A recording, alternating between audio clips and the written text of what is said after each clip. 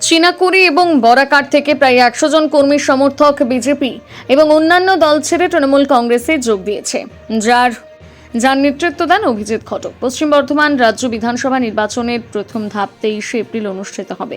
এই কারণে নির্বাচনী প্রচারণা পুরোদমে চলছে এবং জনগণ অন্যান্য দলে যোগ দিচ্ছে। গত রাত 9টায় আসানসোলের চিনাকুড়ি এবং বারাকারের ওয়ার্ড নম্বর 100 এবং পশ্চিম বর্ধমান জেলার কুলটি বিধানসভা কেন্দ্রের 69 নম্বর ওয়ার্ডে অনুরূপ দৃশ্য দেখা গেছে, যেখানে তৃণমূল কর্মীরা একটি সমাবেশ করেছিলেন। মূল বক্তা ছিলেন কুলটি বিধানসভা কেন্দ্রের তৃণমূল প্রার্থী অভিজিৎ ঘটক এবং কুলটি ব্লকের বাসিন্দা সহ আরও অনেকেই উপস্থিত ছিলেন। নির্বাচন যেটা বাংলায় হতো এর আগে কখনো হয়নি। এই কারণে আমি কথা বলছি যে এখনো অনেকে জানেন না যে তিনি এই নির্বাচনে ভোট দিতে পারবেন কিনা।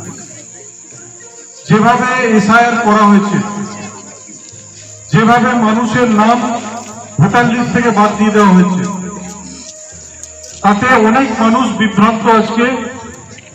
কারণ আমরা দেখতে পেলাম যে কোন পরিবারে ছেলের নাম আছে তো তার বাবার নাম নেই। নিয়ে প্রায় 100টা প্রকল্প আজকে বাংলার মানুষের সেবা করে যাচ্ছে। এখানে অনেক মানুষ আছে যারা লক্ষ্মীর ভান্ডার পাচ্ছেন, অনেকে আছেন যারা কৃষিজীবী মানুষ এখানে থাকেন,